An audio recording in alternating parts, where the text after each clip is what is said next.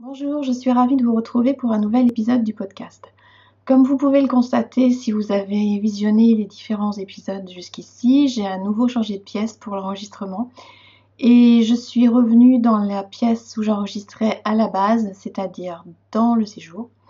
Pour les 3 derniers épisodes, j'enregistrais dans la cuisine parce que je trouvais que j'avais une meilleure luminosité par rapport au séjour.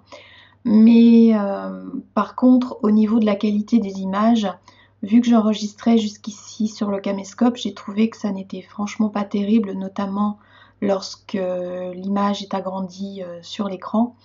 Et il a fallu que je trouve une solution parce que je n'ai pas d'ordinateur portable et je ne me voyais pas enregistrer les différents épisodes sur l'iPad. Donc du coup, j'ai investi dans une webcam et donc la seule pièce où je peux enregistrer, c'est celle où il y a l'ordinateur, c'est-à-dire dans le séjour. Donc l'emplacement est un petit peu différent puisque d'habitude disons les dernières fois j'étais sur le canapé, donc face à la télé que vous pouvez voir derrière moi. Là je suis plus sur le côté. J'espère qu'au niveau luminosité ça va aller et j'espère aussi au niveau son que ça va aller également parce que bon, j'ai fait quelques petits tests avec la webcam, ça avait l'air d'être assez probant je dirais. Donc on va voir au niveau d'un enregistrement qui dure plus longtemps si ça passe bien au niveau de l'image et ensuite au niveau du son. Donc on verra. Si jamais au niveau du son je me rendais compte qu'il y avait des soucis, je ferai d'autres essais, je dirais pour le prochain épisode, en utilisant le micro que j'utilisais lorsque je ne faisais que les podcasts audio. Donc, je suis Sylvie, vous pouvez me retrouver sur Instagram et sur Ravelry sous le nom de Une vie toute simple. J'ai changé les noms de façon à ce que ce soit plus en rapport avec le nom du blog. Et vous pouvez retrouver donc les notes du podcast sur le blog unevietoutsimple.wordpress.com. Donc pour ce 13e épisode, je vais vous parler de tricot, d'un petit peu de filage, de mes derniers, c'est pas vraiment le terme puisque bon, c'est pas vraiment les derniers achats de laine, mais bon, de quelques achats de laine que j'ai fait, on va dire récemment, et puis de thé comme d'habitude. Donc, on va commencer par le tricot et donc mes encours. Donc, au niveau des encours, j'ai toujours mon étole Joséphine. Je n'ai pas beaucoup avancé dessus parce que donc le week-end où j'ai enregistré le podcast précédent, c'était le week-end de la fête des mères en France. Donc le dimanche, il y avait mes parents qui étaient à la maison avec moi et du coup, j'ai pas beaucoup tricoté. Comme je vous l'ai déjà dit, cette étole, je ne la tricote essentiellement qu'au cours du week-end. Et le week-end dernier, c'était les finales de Roland-Garros à la télé. Donc j'ai privilégié les finales et j'ai regardé la télé plutôt que de tricoter. Donc j'ai un petit peu avancé quand même, donc je vais vous montrer.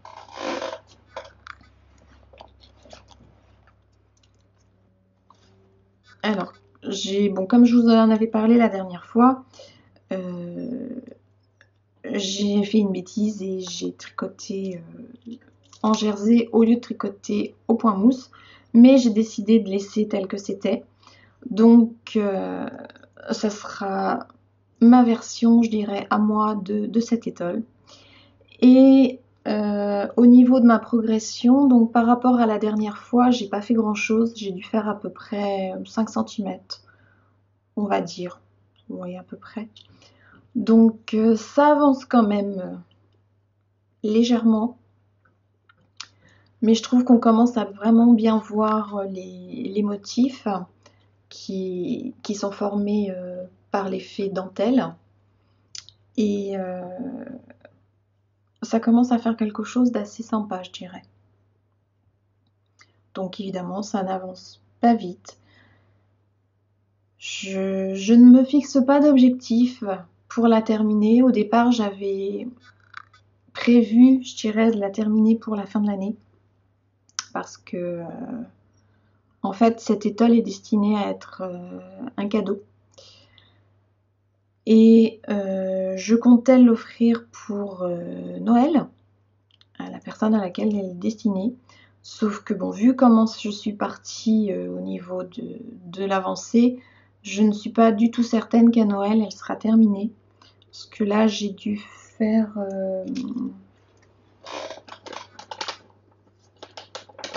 j'ai fait exactement... j'ai fait 4 répétitions du motif. Et je dois en faire 11 pour avoir fini toute la partie centrale. Donc autant vous dire que je suis encore loin d'avoir terminé. Et bon, c'est pas grave, hein, même si c'est pas terminé pour Noël, et ben je continuerai. Et puis la personne, bah, il y a toujours à qui elle est destinée, bah, elle l'aura soit pour le Noël d'après, soit bah, pour son anniversaire ou ben juste comme ça peut-être, juste pour lui offrir quelque chose, on verra bien. Donc j'ai toujours du plaisir à la tricoter, cette étole, même si ça n'avance pas vite. Mais comme je le dis à chaque fois, la laine est vraiment agréable. Elle est douce, elle est légère, elle se tricote bien, ça glisse bien sur les aiguilles. Et puis, bah, ça prendra le temps que ça prendra, mais j'arriverai au bout, il n'y a pas de souci. Donc, j'ai dû tricoter à peu près peut-être la moitié de la deuxième pelote. Enfin, pelote, mini pelote. Je vous avais expliqué lors d'un dernier podcast que j'avais eu quelques soucis en faisant la pelote, puisque la laine s'était cassée à 2 ou 3 reprises, quelque chose comme ça. Donc plutôt que d'avoir 2 grosses pelotes, puisque j'avais acheté la laine en 2 écheveaux, bah, je me suis retrouvée avec donc sur un écheveau la pelote, enfin une pelote entière, et sur l'autre 3 pelotes si je ne me trompe pas. Donc j'avance doucement, mais j'avance. Donc ça c'est pour le premier projet en cours. Donc le deuxième sur lequel j'ai plus avancé, c'est le cardigan Acadia. Donc un modèle que j'ai trouvé sur Ravelry et qui est destiné à ma maman. Donc pour le cardigan Acadia, j'ai bien avancé puisque j'ai terminé tout le dos. Donc ce qui représente un bon morceau au niveau tricot. Je l'ai fait en taille M parce que je sais que ma maman n'aime pas être serrée dans ses pulls, dans ses cardigans. Donc je pense que ça devrait aller au niveau de la taille. Donc ça avance vite, ça avance très très vite. J'ai mis un petit marqueur de façon à repérer, je dirais, le devant du dos parce que en fait c'est vraiment juste une petite bande qui fait la différence entre le dos et le devant. Et même si elle est bien visible, j'ai peur lorsque je vais faire l'assemblage des différentes pièces, si je prête pas vraiment attention à ce que je fais. Enfin bon, c'est pas prévu que je fasse pas attention à ce que je fais, mais si jamais j'étais inattentive pour une raison X ou Y, au moins là je suis sûre de trouver dès le départ l'endroit de l'envers. Donc ça c'est pour le dos. Maintenant que le dos est terminé, j'ai attaqué un devant. Donc voilà. Donc c'est le devant côté, je sais plus, le côté gauche. Voilà, ça c'est le côté gauche. Donc même chose, la partie basse avec le point de blé ou le point de riz, je ne sais jamais comment il s'appelle. Et pour la partie où il y aura les boutons, la bande se tricote directement dès le départ. Donc pareil avec une bande faite au point riz, blé, au point différent on va dire. Et donc tout le restant bien entendu au point mousse comme jusqu'ici. J'ai quelques petits soucis pour savoir où je vais commencer mes augmentations au niveau des bras. Non, c'est pas vraiment, c'est pas ce niveau-là. C'est pas au niveau, je me trompe, pas au niveau des augmentations. Au niveau des diminutions pour ce qui va être de la bordure d'encolure. Parce que j'ai rajouté 5 cm de longueur au niveau du cardigan. Et de ce fait, je pense que je vais rajouter du coup une boutonnière.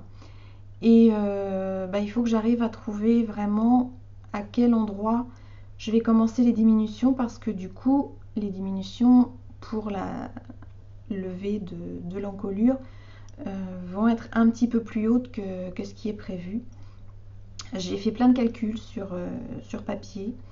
Je pense avoir trouvé, j'en suis pas encore vraiment certaine. On va voir au fur et à mesure, je dirais que je vais avancer. J'espère que je vais pas être obligée de m'y reprendre à 3 ou 4 fois parce que ça serait vraiment pénible. Déjà là, pour faire mes calculs, j'ai dû passer, je crois, plus d'une heure pour arriver à essayer de trouver un petit peu comment m'y prendre et comment faire. Parce que en fait, les diminutions au niveau de l'encolure se font en même temps que l'augmentation au niveau des bras, enfin des manches. Donc du coup, je trouve que c'est pas très très clair au niveau des explications sur le papier. Donc déjà, même sans avoir fait les modifications, pour moi c'est pas très clair. Donc on va bien voir ce que ça va donner. Je ne m'avoue pas vaincue par ces différentes modifications dès le départ. Pour l'instant, j'en suis pas encore là. Je monte ma partie droite tout bêtement et puis je sais plus à combien je pensais qu'il fallait que je fasse la hauteur, enfin que je commence les diminutions. Je me souviens plus, je l'ai marqué sur le papier au niveau d'où j'ai mes explications. Là j'ai fait 60 rangs jusqu'ici pour le devant. Je crois qu'il doit me rester peut-être une vingtaine de rangs avant d'attaquer les diminutions. Donc à ce moment-là, je pense que je vais mettre un marqueur ou quelque chose de façon à avoir, je dirais, un repère si je suis obligée de tout défaire par la suite, parce que ça n'ira pas au niveau de ce que j'aurais fait. Donc on verra bien, croisez les doigts pour moi en espérant que tout fonctionne bien. Donc c'est toujours quelque chose qui est agréable à tricoter. Par contre, je me rends compte maintenant que j'ai testé d'autres aiguilles que je ne suis plus aussi fan de mes Knit Pro que je l'étais avant, parce que je trouve que la laine glisse moins bien sur l'aiguille en bois par rapport à mes Aya qui sont métalliques, et où là ça passe vraiment à merveille. Enfin, je veux dire, la laine, enfin les mailles glissent toutes seules sur les aiguilles et c'est vraiment très très agréable. Alors que là, pourtant, c'est une grosse laine, je n'ai pas une façon, enfin c'est vrai que je tricote quand même assez serré, mais j'ai pas l'impression, mes mailles elles sont, enfin elles glissent bien quand même sur l'aiguille, mais je sens bien que c'est pas la même façon de tricoter, et c'est moins agréable, je dirais, à tricoter que sur les Aya. Alors après, peut-être que ça vient des aiguilles, peut-être que ce sont uniquement les Aya qui sont très très agréables à l'usage, et peut-être que des métalliques d'une autre marque seraient, je dirais, presque pareil que les en bois des Knit Pro. Donc ça, c'est ce qui il me reste à peu près, pas grand chose au niveau de la deuxième pelote. Oh oui, c'est la deuxième pelote. Donc je pense que je vais pas tarder à en faire une autre parce que après je vais un petit peu arriver à court de laine si je veux pouvoir enchaîner comme ça sans avoir à attendre ou à me dire bon bah hop on est le soir, je suis en train de tricoter et puis pouf bah j'ai plus de laine, il faut que je perde on va dire un quart d'heure, 20 minutes à refaire une pelote avant de pouvoir poursuivre. Donc ce serait un petit peu bête, donc du coup je vais préparer une autre pelote pour la suite. Donc voilà, ça c'était pour mes avancées en tricot. Donc rien d'autre de nouveau sur mes aiguilles pour l'instant, puisque bon, je vous ai dit que je vais essayer de me limiter à deux en cours. Si jamais j'attaquais autre chose, je laisserai de côté Joséphine et puis je continuerai le cardigan parce que le cardigan, il faut absolument que je le termine pour l'anniversaire de ma mère qui est fin juillet. Donc voilà, il va falloir aussi que je trouve un autre sac, enfin un autre sac, oui un autre sac au ouvrage pour pouvoir mettre le cardigan parce qu'il est assez volumineux et ça c'est que le dos et j'avoue que je commence à avoir du mal à le rentrer dans mon sac qui pourtant est de bonne taille. Bon, j'en ai un autre qui est un petit peu plus grand. Je pense que je vais être obligée au moins de mettre le dos dedans pour que ça soit plus pratique et un petit peu moins volumineux à côté de moi. Donc je viens de m'apercevoir qu'Alteia, c'est rare que vous la voyez, vient de s'installer juste derrière, là, par là. Voilà, Alteia est installée pour faire sa sieste. La choupette qui est en train de nous regarder. Voilà, donc ça c'était pour ce qui était du tricot. Maintenant je vais attaquer la partie filage. Donc au niveau filage, la dernière fois je vous disais que j'avais commencé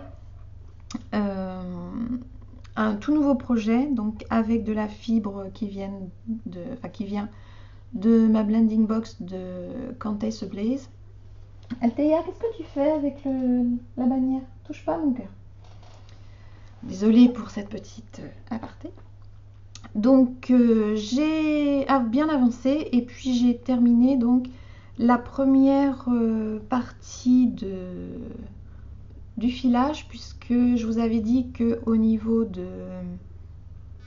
la pelote, c'est pas vraiment une pelote mais bon la quantité de fibres que j'avais, je l'ai séparée en deux de façon à pouvoir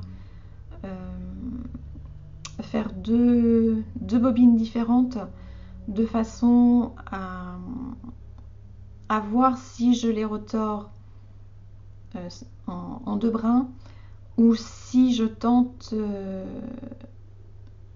le retors Navarro que je n'ai jamais fait. Mais bon, là j'ai fini donc la première partie et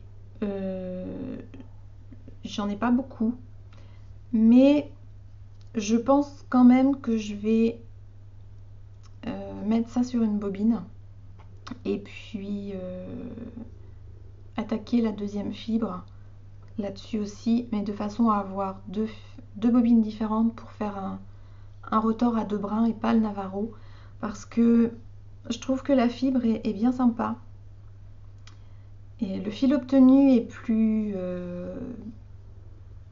poilu que ce que je pensais. Je vais essayer de vous le montrer en gros plan si ça fait bien faire la mise au point.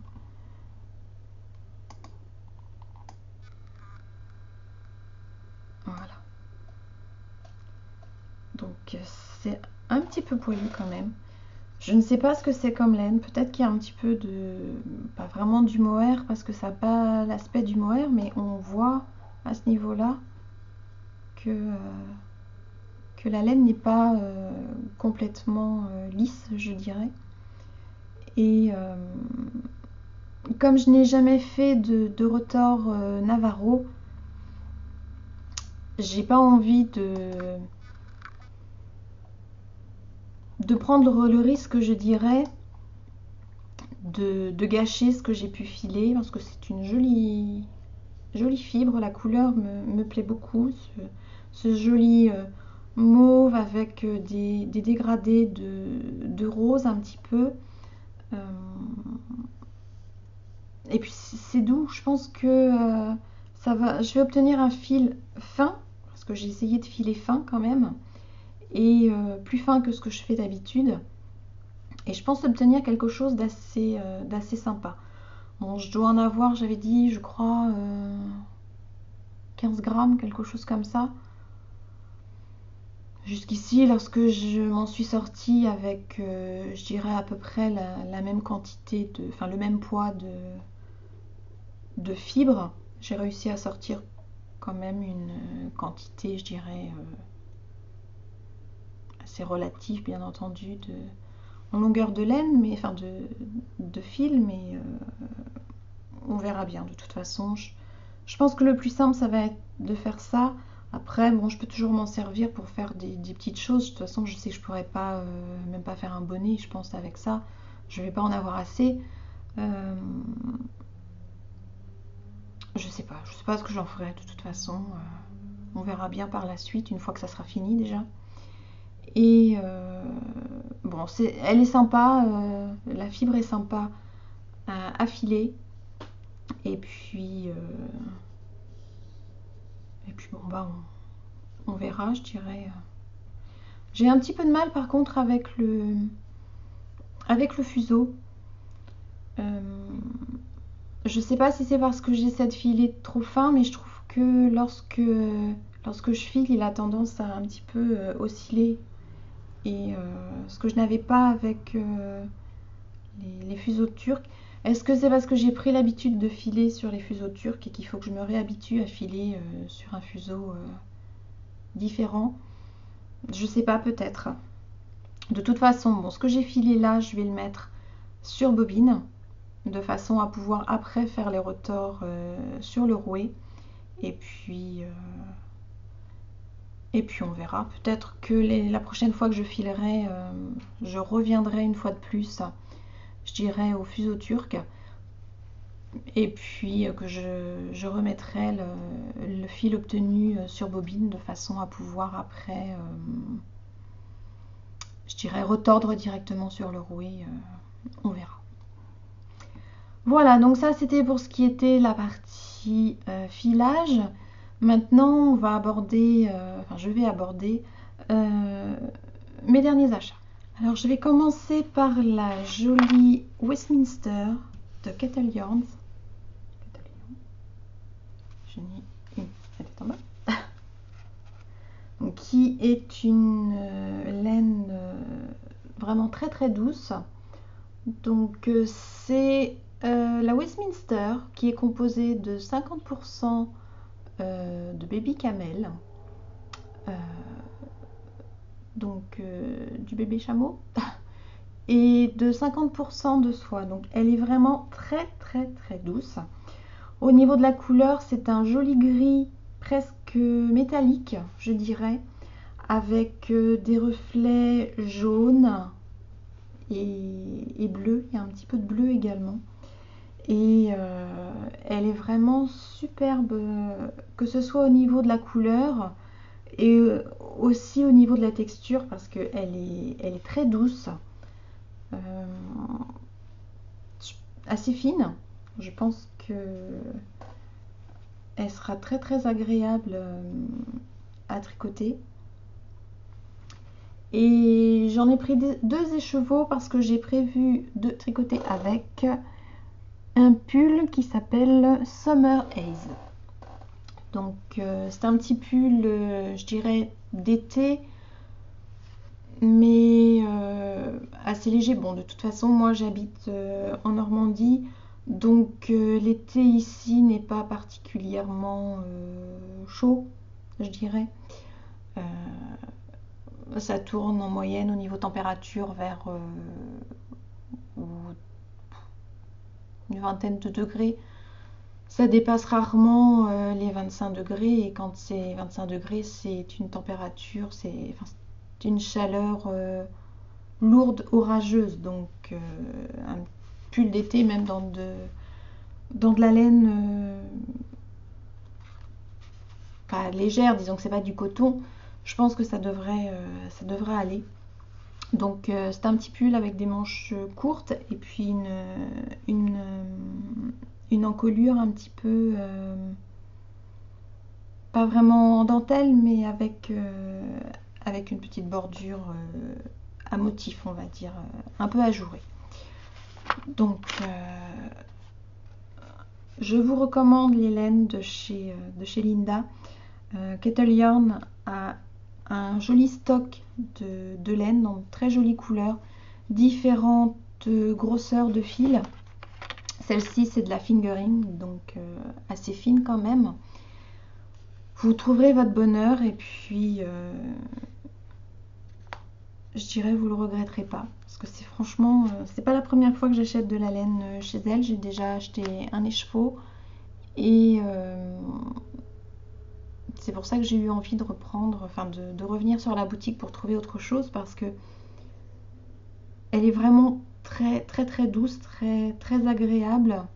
Et puis j'ai hâte de pouvoir commencer ce pull, mais bon, j'ai encore le cardigan à terminer. Et puis bon, l'étole Joséphine, je la mets de côté, c'est un projet à part, on va dire. Mais il faut déjà que je finisse le cardigan avant et après je m'attaque à autre chose. Donc il y a la Westminster et j'ai acheté aussi de la Baby Alpaca Silk de Drops. Donc pour faire le Morning Mist, un pull qu'on trouve pas mal en ce moment sur Ravelry. Donc pareil, un petit pull léger qui peut aller pour un printemps bien chaud ou l'été. Donc un pull à manches courtes avec une partie dans le dos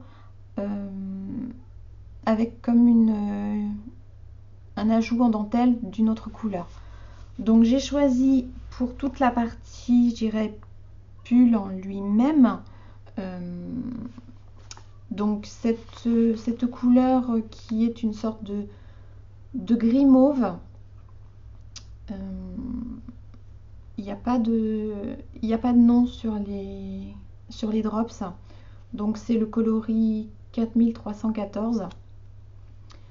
Une laine qui est pareil aussi douce, je dirais, que la Westminster. Donc elle est composée de 70% d'alpaga et de 30% de soie.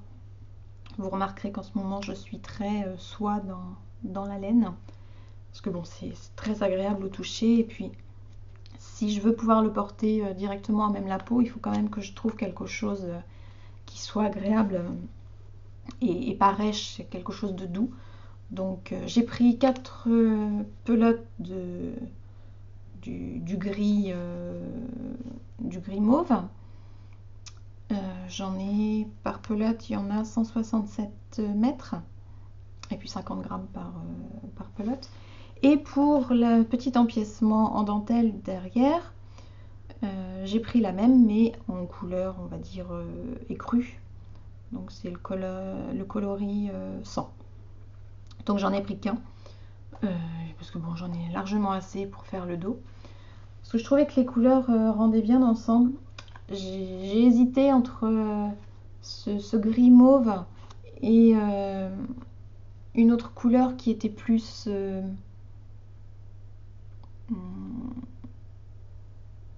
bleu-vert, on va dire, un petit peu canard, mais plus clair.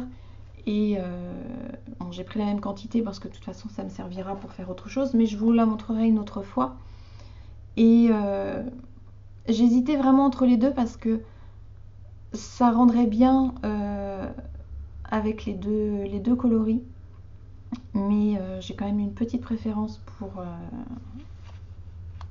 le gris mauve là, avec les crus. Je trouve que ça rend vraiment, vraiment bien. Donc cette laine là, je l'ai achetée dans la boutique qui s'appelle Luce. Je vous la mettrai en lien. C'est une boutique que je vous recommande parce qu'elle fait régulièrement des prix sur les laines de la marque Drops. Si c'est quelque chose, enfin si c'est une marque qui vous intéresse. Déjà que les prix sont relativement intéressants pour cette marque. Là, ça fait gagner dizaine de centimes, je dirais, par rapport à d'autres boutiques. Ça paraît pas énorme, mais si vous commandez des grosses quantités, je peux vous assurer qu'au bout du compte, ça peut être très intéressant. Et puis, la livraison est assez rapide aussi. Donc, une boutique que je vous recommande volontiers. Ça fait plusieurs fois que je commande chez eux. Il n'y a pas que de la Drops, il y a d'autres marques aussi que j'ai pas en tête actuellement. Mais vous devriez pouvoir trouver des choses intéressantes si vous recherchez de la laine, je dirais, en France. Donc ça, c'était pour mon achat laine. Après, j'ai acheté aussi un kit pour teindre directement moi-même ma laine. Parce que j'ai vraiment envie d'essayer. Je trouve ça peut être quelque chose de sympa. Donc j'ai acheté ce kit dans la boutique Etsy qui s'appelle Spin City UK, si je ne me trompe pas. Spin City. Donc dans le kit, vous avez un écheveau de laine, donc écru. Je ne sais plus ce que c'est comme laine. C'est quelque chose d'assez fin, ça doit être déjà de la fingering, je pense. Et après, au niveau de la laine en elle-même, j'avoue que je ne sais plus. Il faudrait que je regarde sur le site. Éventuellement, je pourrais le marquer en bande après. Et puis, vous avez donc un sachet avec... vous avez la possibilité sur le site de choisir vos deux couleurs de mélange pour la teinture. J'ai pris de l'hibiscus et je ne sais plus l'autre. Comment ça s'appelle? Mais je vais obtenir normalement quelque chose de violet et de vert. Avec un dégradé entre deux. Donc on verra. Donc vous avez vos deux mélanges de plantes. Et puis un autre mélange, une poudre de je ne sais plus quoi. Vous allez vous dire qu'aujourd'hui je ne sais pas trop dire les choses. En fait, effectivement, c'était peut-être pas une bonne journée pour enregistrer parce qu'en plus j'ai l'ordinateur qui a planté déjà une fois. Donc je suis obligée de le faire en plusieurs fois alors que d'habitude j'enregistre en une seule fois. C'était peut-être pas une bonne journée, enfin c'est pas grave, de toute façon on verra bien après ce que ça va donner. Mais bon, il y a des jours comme ça et puis c'est un jour sans, on va dire. Donc bref, pour en revenir à mon kit, donc ça se présente dans un bocal en plastique qui est réutilisable 2-3 fois, je crois, c'est marqué sur le papier. Les explications sont en anglais. J'ai juste survolé un petit peu les explications. Je vais essayer de m'y pencher un petit peu plus tard. De toute façon, je vais faire ça pendant mes vacances parce qu'il faut mettre, une fois que les mélanges sont en place, je dirais, avec la laine, l'eau et tout ce qui va avec pour faire la teinture. Il faut le mettre au soleil, donc je vais mettre ça sur le bord de la fenêtre, mais je voudrais pouvoir surveiller avec les chats de façon à ce qu'il n'y aille pas, parce qu'il faut que ça reste plusieurs jours, voire semaines, je ne me souviens plus. Et oui, encore un trou de mémoire. Aujourd'hui, j'ai une mémoire de poisson rouge, on va le dire. Et donc il faut que je puisse surveiller ça et puis je voudrais regarder un petit peu au fur et à mesure, voir comment les choses se passent. Donc je ne vais le faire que pendant mes vacances, dans un mois à peu près. Donc ça c'était pour mon achat, mon petit kit de teinture. Avec, j'ai eu en cadeau un tout petit pochon avec de la fibre à filer, donc très agréable, très douce, donc gris écru. Je pense qu'il doit y avoir de la soie peut-être, enfin, il y a quelque chose, il y a de la fibre brillante dedans. Elle est très agréable, bien douce, c'est bien moelleux, bien sympa. Donc je verrai ce que je vais en faire. Je pense que je vais la filer sur le fuseau turc parce que quand des petites quantités comme ça, c'est bien pratique. Et puis donc, comme je vous disais, c'est la marque Spin City. Donc la boutique est sur Etsy. Si vous commandez chez eux, par contre, ne soyez pas pressés. Il a fallu que j'attende un mois pour avoir mon kit, alors que c'est une boutique qui est en Angleterre. J'étais persuadée que c'était, je dirais, un achat prêt et que ça partait aussitôt, comme c'est souvent le cas des boutiques en général. Quand c'est, je dirais, un achat sur commande ou de la fibre qui est teinte, ce genre de choses, souvent il faut attendre un petit peu parce que les fibres, enfin l'article n'est pas prêt. Et puis souvent c'est marqué l'envoi se fera sous 1 à 2 semaines par exemple, ou ce genre de choses. Mais là il n'y avait vraiment rien de marqué. Donc je pensais que j'allais recevoir, je dirais, mon achat au bout d'une une semaine et demie. L'Angleterre, la France, c'est pas si loin que ça. En général, c'est ce que mettent mes commandes lorsque je commande en Angleterre. Bon là, il a fallu un petit peu plus d'un mois pour que ça arrive, sans aucune communication de la part de la boutique. C'est ce que je trouve un petit peu le plus dommage. Parce que bon, l'attente, c'est pas gênant, ça peut arriver, je veux dire, on comprend. Mais bon, c'est bien d'avoir un petit message entre deux pour dire je t'oublie pas, ta commande, elle est en cours, mais j'ai pas fini de préparer ci ou ça, ou j'ai eu beaucoup de commandes, mais ça va partir, ne t'inquiète pas. Là, j'étais presque à la limite d'envoyer un message pour demander où ça en était. J'avais lu au niveau des commentaires qu'il fallait pas être pressé, donc je m'en inquiétais pas plus que ça, mais je m'étais dit que si au bout d'un mois, je n'avais rien, là, je contacterais la boutique. Bon, j'ai eu la chance, c'est arrivé entre deux, donc c'était parfait. Donc, je reviendrai dessus une fois que j'aurai fait, je dirais, la teinture.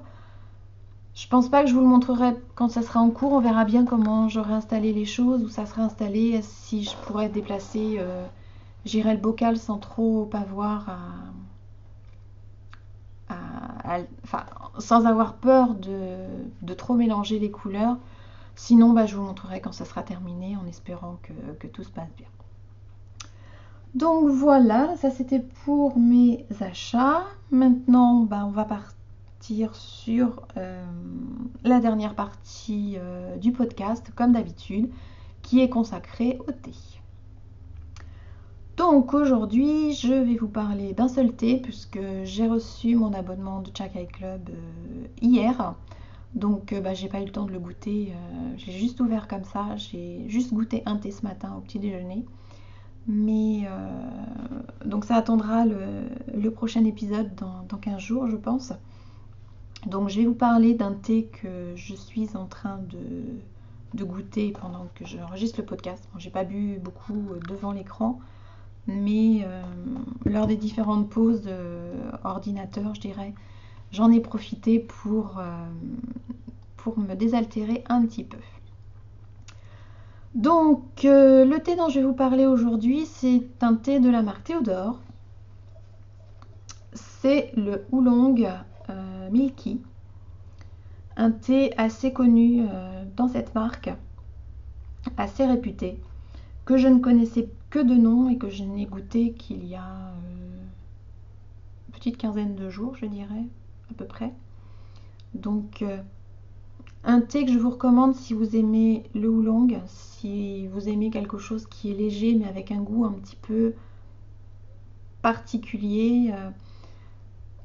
Le thé, le milky, pour les gens qui ne comprennent pas l'anglais, ça veut dire un peu laiteux, quelque chose comme ça, enfin quelque chose qui a le goût de lait. Et effectivement, il a un goût, je dirais, un peu léger de thé, de lait vanillé, à l'odeur déjà. Il a un goût vraiment très particulier. Moi, je le trouve vraiment délicieux. Après, bon, pourtant, j'aime pas le lait dans mon thé. Je préfère à la limite du citron, mais pas du lait. Et là, c'est vraiment un goût qui est léger, qui est fin, qui est vanillé et qui va très très bien avec ce thé. Pas comme le fameux nuage de lait que vous rajoutez dans votre thé. C'est pas du tout la même chose, hein. Ça n'a pas du tout ce goût-là.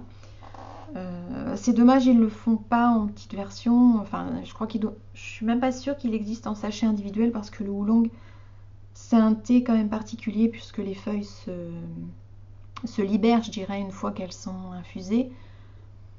Faudrait regarder sur le site, je ne sais pas. Peut-être qu'ils le font en sachet, mais sinon, bon, c'est vendu en pot comme ça. J'aime beaucoup leur pot, ou en sachet en vrac. Donc une fois infusé, donc comme je vous montrais, là je l'ai fait infuser à, bon il reste plus grand chose, 75 degrés pendant, je l'ai un petit peu oublié, j'ai dû le laisser infuser pendant 5-6 minutes à peu près. Donc bon, maintenant il est presque froid, mais ça passe très bien froid aussi.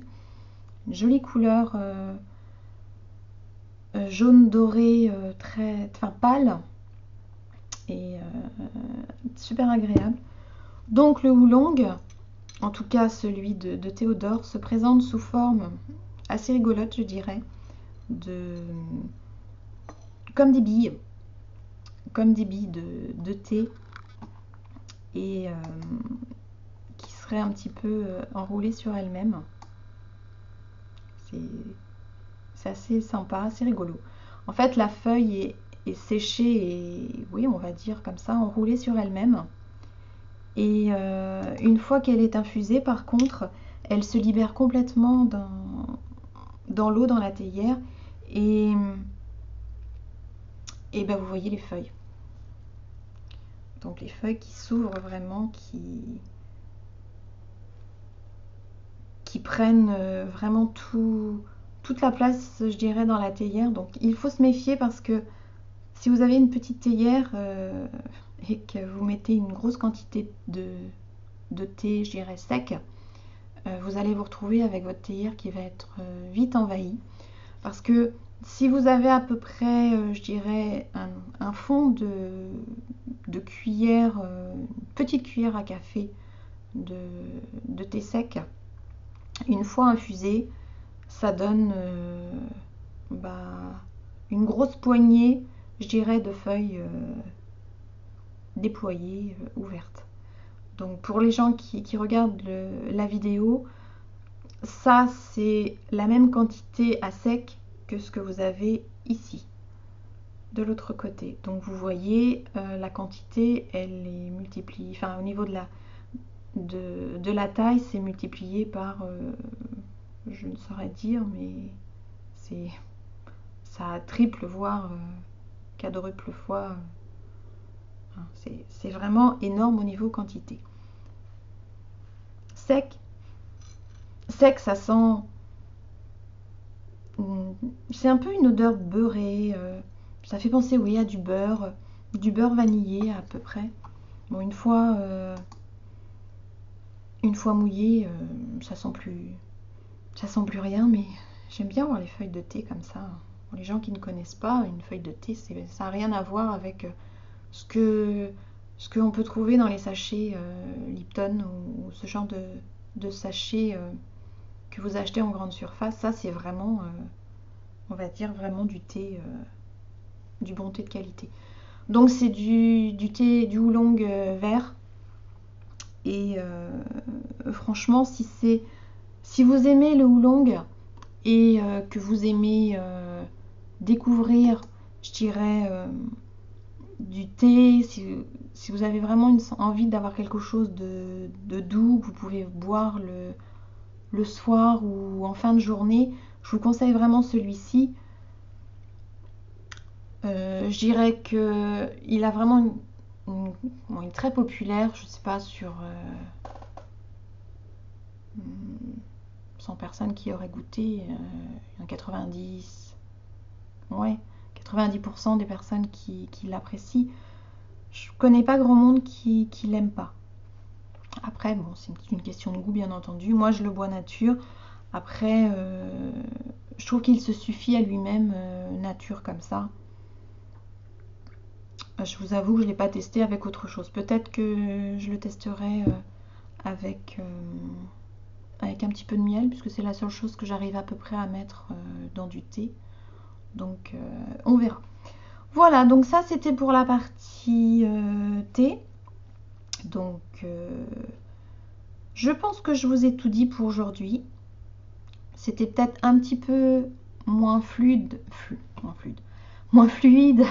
que d'habitude, mais comme je vous disais il y a quelques minutes, j'ai rencontré quelques petits soucis au niveau de l'ordinateur. Je pense que c'est au niveau de la mémoire, quelque chose, enfin, ça a dû trop tirer sur la mémoire, je ne sais pas trop. Donc du coup, je n'ai pas enregistré en une seule fois comme je fais d'habitude. J'ai eu plusieurs interruptions, j'ai cherché des solutions sur l'ordinateur, enfin bref, c'était pas comme d'habitude. J'espère quand même que ça vous a plu, que c'était pas trop pénible à regarder ou à écouter. Et puis bon bah c'est tout. Ah oui, avant de terminer, je voulais juste vous dire que au mois de septembre, le podcast aura 1 an. Et je suis en train de réfléchir à une petite surprise par rapport à ça. Et bon, je vous en dis pas plus pour l'instant. On verra bien tout ça, mais bon, tenez-vous prêts pour le mois de septembre. J'espère que ça vous plaira. Enfin bon, j'ai des petites idées et c'est en train de se concrétiser, je dirais. Donc c'est en train de mûrir dans ma tête. On verra bien. Voilà, donc bah, c'est tout pour aujourd'hui. Je sais plus comment terminer. Je vous dis, c'était pas une journée pour enregistrer franchement aujourd'hui. Donc bon bah je vous souhaite simplement de passer un bon moment, quelle que soit la journée, enfin le moment de la journée où vous écoutez ce podcast. Et puis bah je vous dis à bientôt pour un nouvel épisode. Bye!